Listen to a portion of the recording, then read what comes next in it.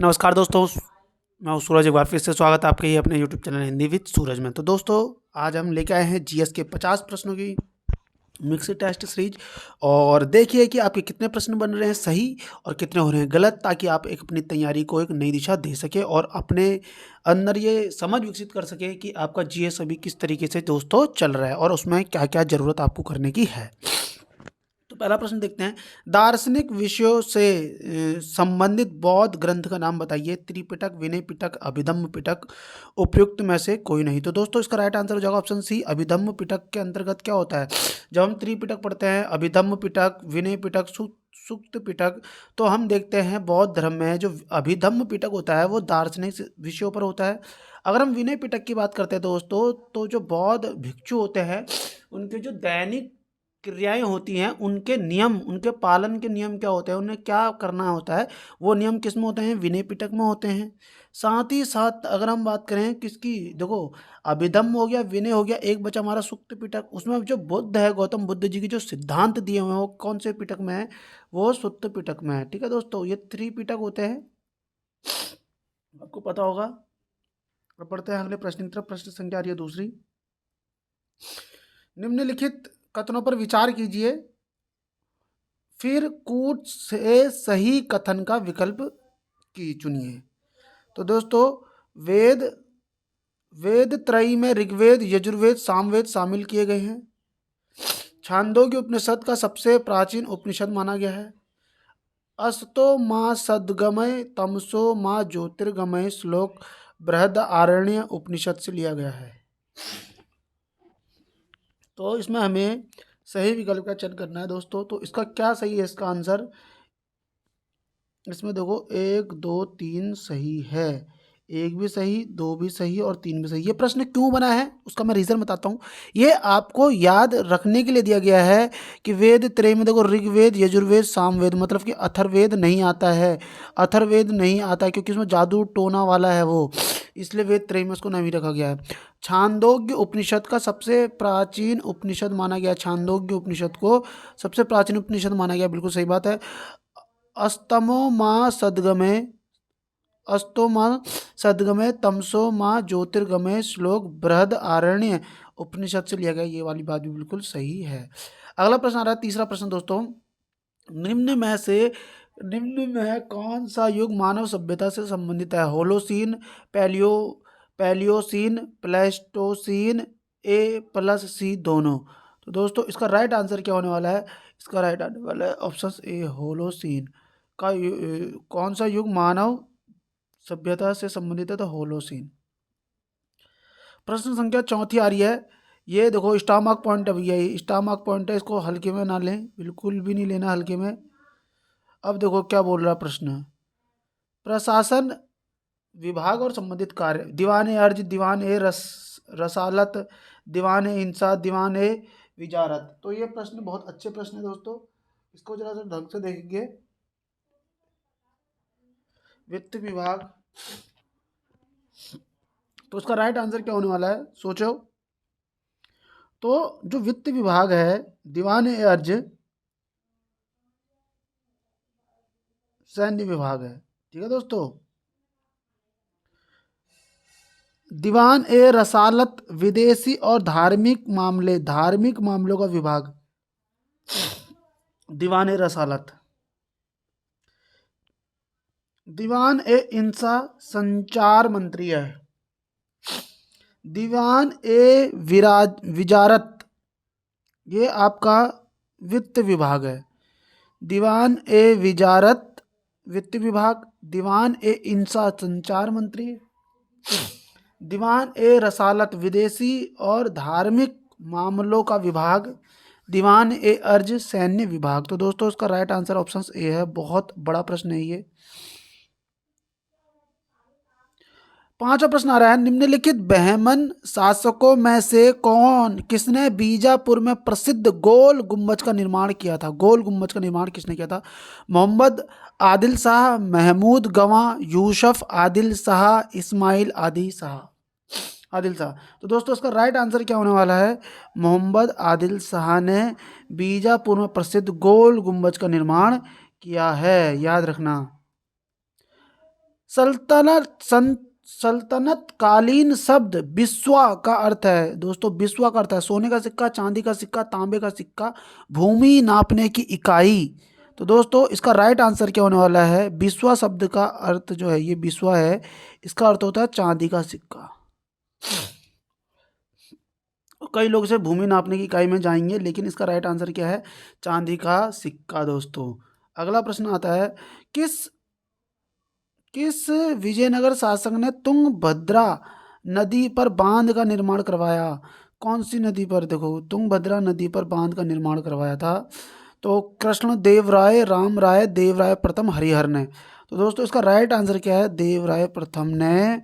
विजयनगर का शासक है कौन, देव राय प्रथम। इसने क्या करा, तुंगभद्रा नदी पर बांध का निर्माण किया। ठीक है दोस्तों, विजयनगर का शासक है कौन, देव राय प्रथम, और इसने तुंगभद्रा नदी पर क्या करा, बांध का निर्माण किया है।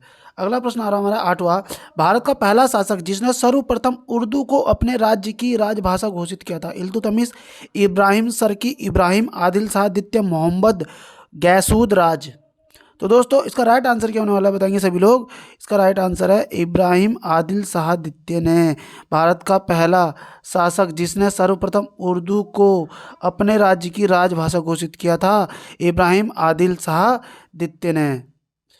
अब देखो क्या बोला है, निम्नलिखित कालक्रम के अनुसार लगाइए। अब ये तभी आप सही कर सकते हो दोस्तों जब आपको क्या हो, इनका पता हो। जैसे कि हम फॉरवर्ड ब्लॉक को देखते हैं, तो ये कब आया है, 1939 में। एक मिनट, ये 1939 में आया है। ठीक है, अगस्त प्रस्ताव कब आया है, 1940 में आया है। आज़ाद हिंद फौज का गठन कब हुआ है, 1942 में हुआ है। अब हम बात करें कि मुस्लिम लीग जो ये है, मुस्लिम लीग का मुक्ति दिवस कब है, ये 1929 में। ये 22 दिसंबर 1929 में मनाया था। ये तो बहुत फेमस क्वेश्चन है कि मुस्लिम लीग द्वारा मुक्ति दिवस कब बनाया गया था। एक प्रत्यक्ष कार्रवाई दिवस 16 अगस्त 1946, मोहम्मद जिन्ना। मुस्लिम लीग से 2 प्रश्न बहुत पूछे जाते हैं। अब तुम्हें पता चल चुका है भैया 39 और 39। तो देखो 1 और डी, 2 और 3।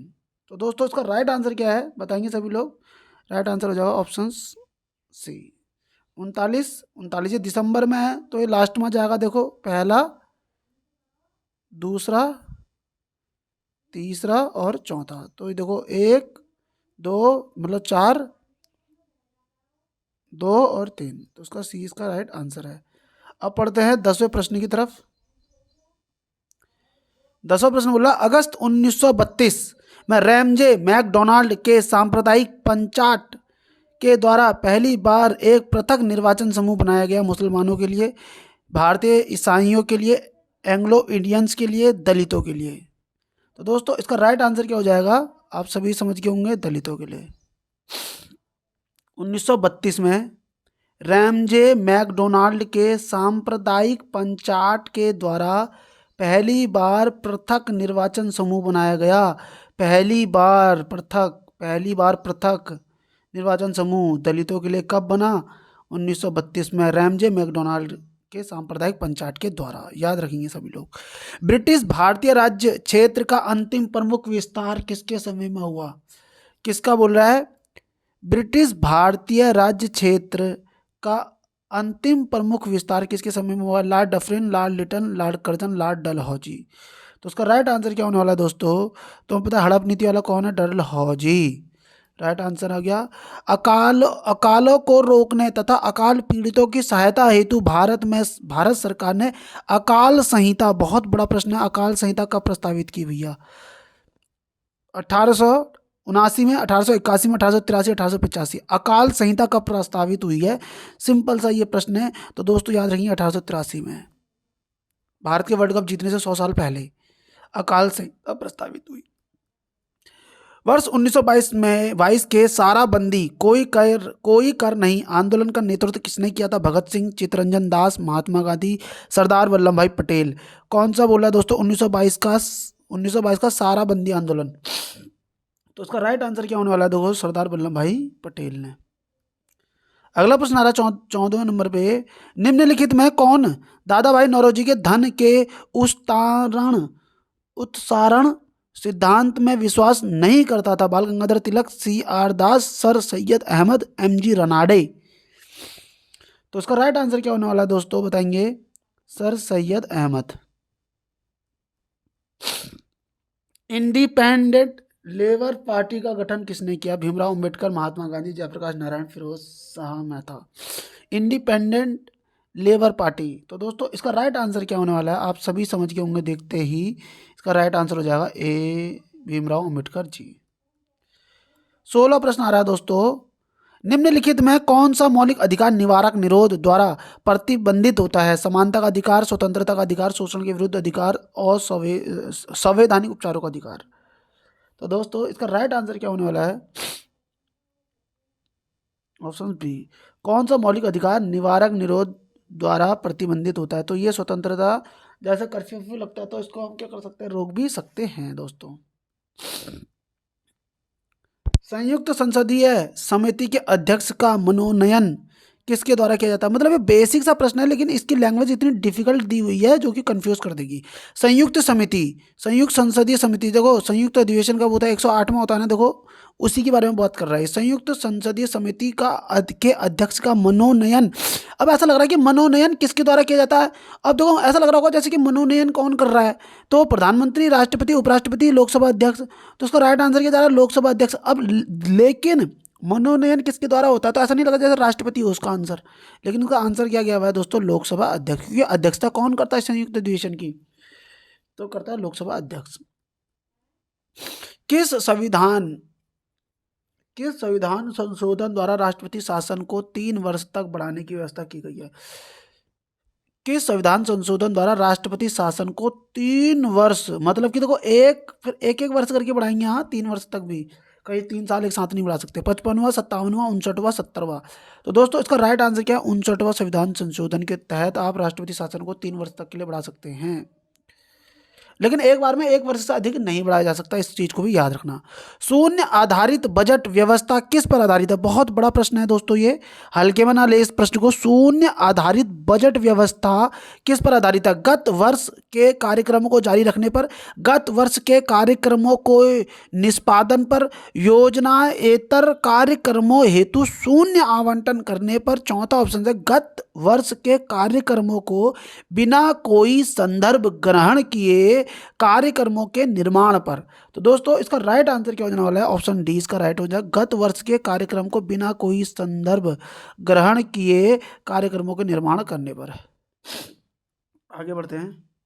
मौलिक अधिकार किसकी रक्षा की गारंटी देते हैं? नागरिकों की व्यापारिकों के शोषण से, नागरिकों के स्वच्छंद शासन से, देश की सुरक्षा से, नागरिक के सम्मान से। मौलिक अधिकार किसकी रक्षा की गारंटी देते हैं?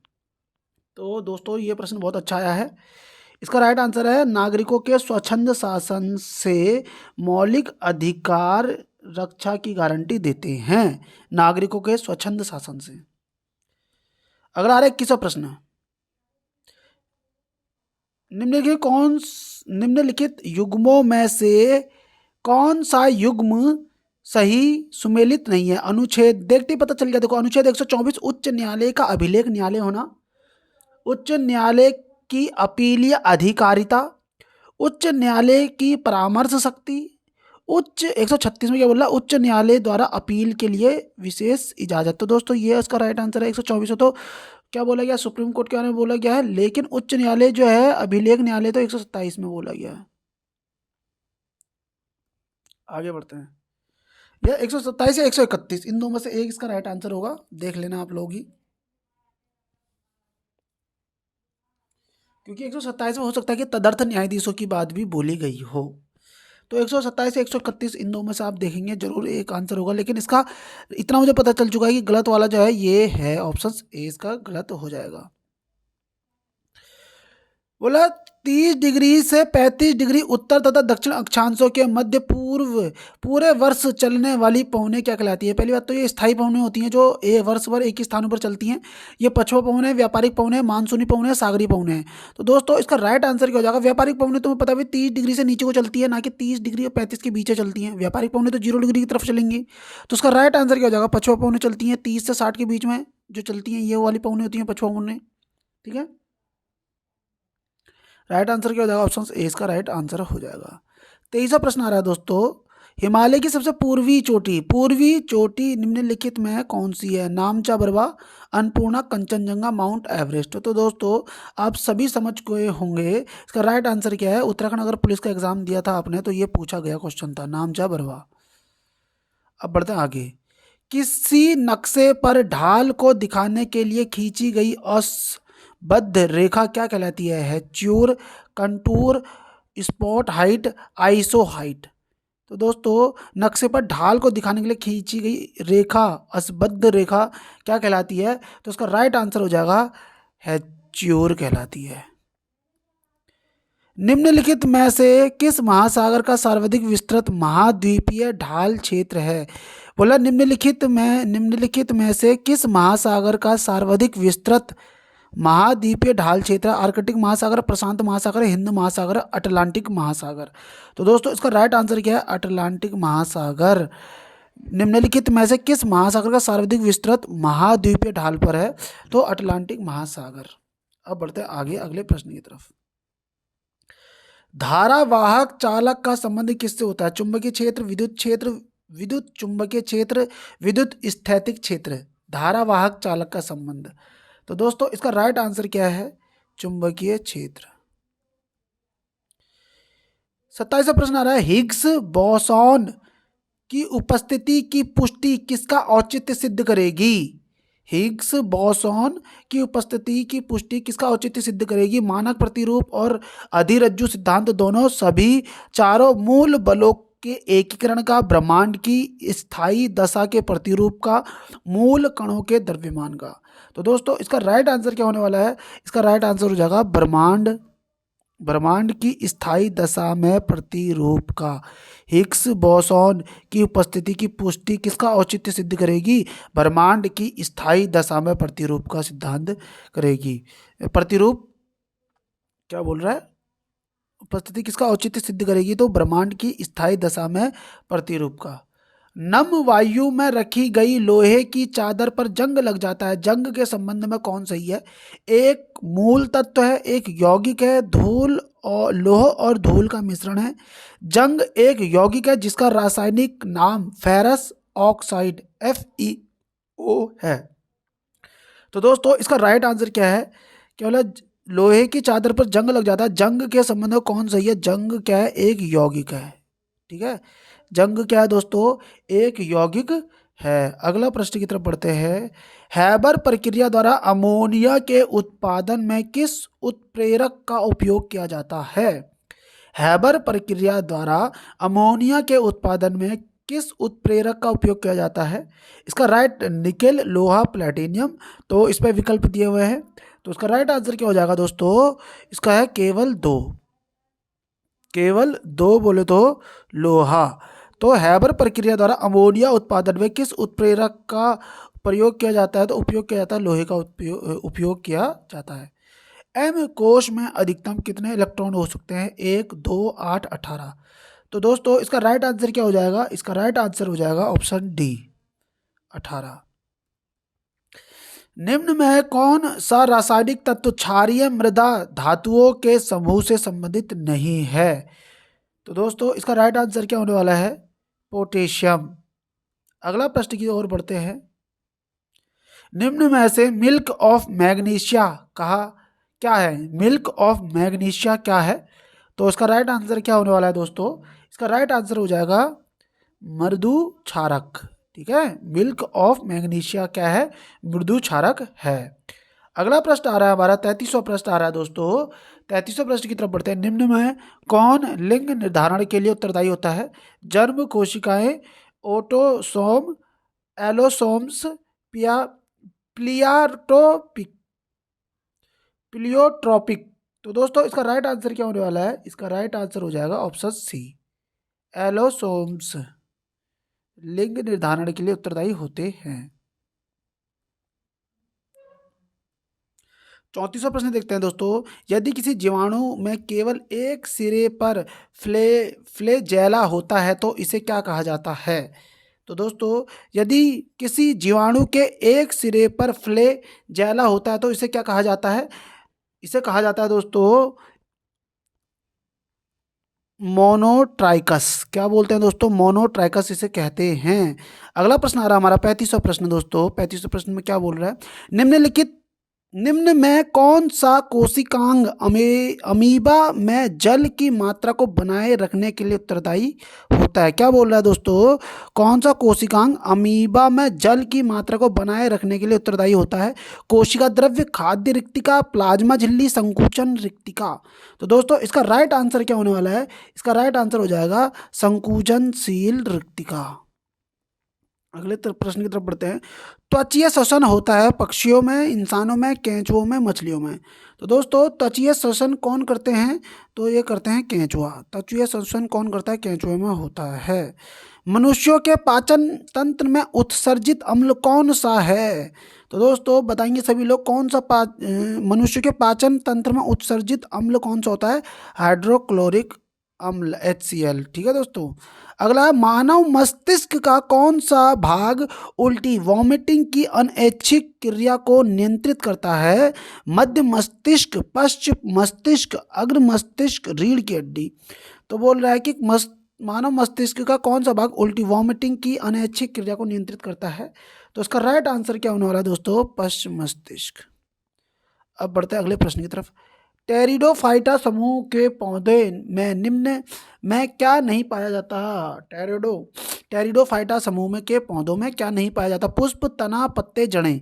तो दोस्तों इसका राइट आंसर क्या होने वाला है? पुष्प नहीं पाया जाएगा। बाकी देखो जड़ होंगी, जड़ से फिर तने निकलेंगे, फिर तनों में देखो पत्ते आएंगे। ठीक है दोस्तों, इस तरीके से भी याद रख सकते हैं, जड़, तने और पत्ते।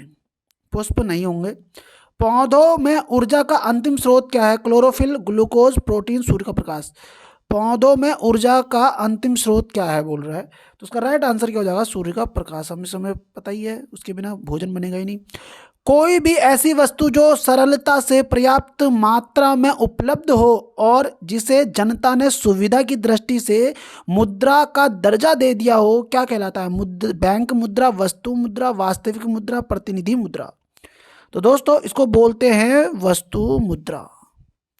बहुत अच्छा प्रश्न है इकोनॉमिक्स वाला, अर्थशास्त्र में है। कोई भी वस्तु जो सरलता से पर्याप्त मात्रा में उपलब्ध हो, सरलता से हो जा रही है, ठीक है, सरलता से पर्याप्त हो और जिसे जनता ने सुविधा की दृष्टि से मुद्रा का दर्जा दे दिया हो, क्या कहलाएगा? तो वस्तु मुद्रा कहलाएगा। भारत में योजना का मुख्य उद्देश्य विकास की एक ऐसी प्रक्रिया प्रारंभ करना था जो रहन सहन के स्तर को ऊंचा उठाए तथा लोगों के लिए समृद्ध और वैविध्यपूर्ण जीवन के नए अवसर उपलब्ध कराए। यह ध्येय किस पंचवर्षीय योजना से संबंधित है?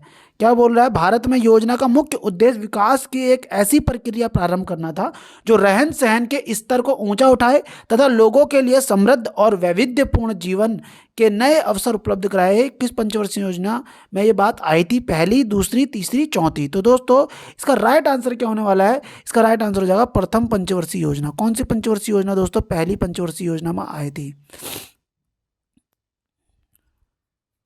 51 से 56 है ना। विश्नोई आंदोलन का संबंध निम्न में से किससे है? वृक्षों के संरक्षण से, नदी जल संरक्षण से, मृदा संरक्षण से, शिशु भ्रूण से। विश्नोई आंदोलन। तो दोस्तों विश्नोई आंदोलन का संबंध किससे? वृक्षों के संरक्षण से, वृक्षों के संरक्षण से। राजस्थान। निम्न में कौन एक सर्वाधिक भंगुर पारिस्थितिकी तंत्र है जो वैश्विक तापमान द्वारा सबसे पहले प्रभावित होगा? टैगा, अमेजन वृक्षावन, भारतीय मानसून, आर्कटिक एवं ग्रीनलैंड हिम चादर। बहुत अच्छा प्रश्न है दोस्तों। कौन एक सर्वाधिक भंगुर पारिस्थितिकी तंत्र है जो वैश्विक तापमान द्वारा सबसे पहले प्रभावित होगा? तो उसका राइट आंसर क्या होने वाला है? आर्कटिक एवं ग्रीनलैंड हिम चादर। भैया देखो मानसून चेंज होगा तो सबसे पहले जो हिम चादर है उनमें असर पड़ेगा। ठीक है। अगला प्रश्न आ रहा है, गुट निरपेक्ष आंदोलन का प्रथम शिखर सम्मेलन कब हुआ? तो दोस्तों इसका राइट आंसर है आपका 1961 में। कब हुआ है? देखो गुट निरपेक्ष आंदोलन का प्रथम शिखर 1946 में। अब बढ़ते अगले प्रश्न की तरफ। निम्न में से कितने जोड़े सुमेलित बताना है? गद्दी जनजाति हिमाचल प्रदेश, सिंहपो जनजाति अरुणाचल प्रदेश, थारू जनजाति उत्तर प्रदेश उत्तराखंड, सहरिया जनजाति राजस्थान। तो दोस्तों इनमें कौन सा सुमेलित सही है बोल रहा है, तो उसका राइट आंसर क्या होने वाला है दोस्तों, डी। गद्दी जनजाति हिमाचल प्रदेश की है, सिंघहोपो जनजाति अरुणाचल प्रदेश में है, थारू जनजाति उत्तर प्रदेश उत्तराखंड में, बिल्कुल सही बात है, सहरिया जनजाति राजस्थान में, बिल्कुल ये भी सही है। 47वां प्रश्न है, वर्ष 2024 को अंतर्राष्ट्रीय कैमेलिड मतलब उष्ण गण वर्ष किसने घोषित किया? यूएन ने, यूनेस्को ने, WHO ने, संयुक्त राज्य अमेरिका ने। तो दोस्तों इसका राइट आंसर क्या होने वाला है, ऑप्शन ए यूएन ने। और बहुत बड़ा प्रश्न है दोस्तों, 2024 को अंतर्राष्ट्रीय उष्ण गण मतलब कि ऊंट वर्ष किसने घोषित किया? यूएन ने किया है 2024 को। राष्ट्रीय हरित अधिकरण NGT का मुख्यालय कहाँ स्थित है? कोलकाता, नई दिल्ली, मुंबई, चेन्नई। राष्ट्रीय हरित अधिकरण का, तो इसका राइट आंसर क्या होने वाला है दोस्तों, नई दिल्ली। 49वां, Amateur Kabaddi Federation of India का मुख्यालय कहाँ स्थित है? Bhopal, Gwalior, Jaipur, Delhi. Amateur Kabaddi Federation of India का मुख्यालय, तो दोस्तों इसका राइट आंसर क्या है? जयपुर, राजस्थान में है। अब पढ़ते हैं अगले प्रश्न की तरफ। 21 जून को अंतर्राष्ट्रीय योग दिवस के रूप में मनाया जाना किस वर्ष से प्रारंभ हुआ? 2014, 15, 16, 17। हम सभी को पता है 21 जून को अंतर्राष्ट्रीय योग दिवस मनाते हैं, योगा दिवस मनाते हैं, लेकिन शुरुआत कब से हुई है? 2014 से, 15 से, 16 से, 17 से। तो दोस्तों इसका राइट आंसर क्या होने वाला है? ऑप्शन बी 2015 से। तो उम्मीद करता हूँ आज के प्रश्न आपको अच्छे लगे होंगे, और आज के प्रश्न आपको अच्छे लगे तो वीडियो को लाइक कर देंगे, चैनल को सब्सक्राइब कर देंगे प्यारा सा कमेंट। मिलते हैं नेक्स्ट वीडियो में। Thank you, bye bye.